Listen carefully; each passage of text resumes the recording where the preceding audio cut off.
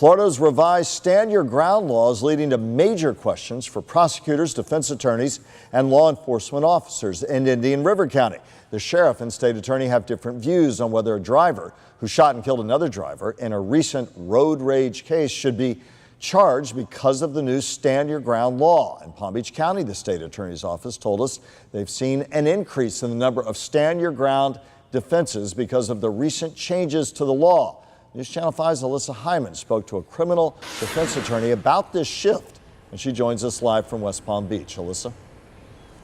Michael, prosecutors and defense attorneys say it is better for the defendant when it's the prosecutor that has to prove beyond a reasonable doubt that it wasn't self-defense than for the defendant to try and prove it was.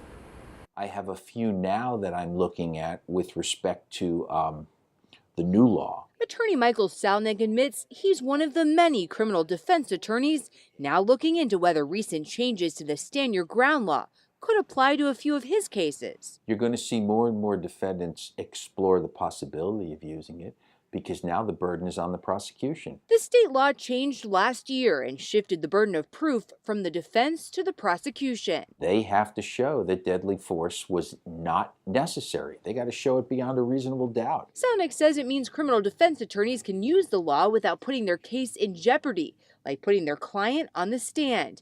He says ultimately the bigger challenge is now on the prosecutor to prove it wasn't self-defense, instead of the defendant having to prove it was. Sometimes it's a lot harder for the state to overcome their burden, and that's just our law. Same thing with a jury trial. If the state can't prove it beyond a reasonable doubt, then a person should be acquitted.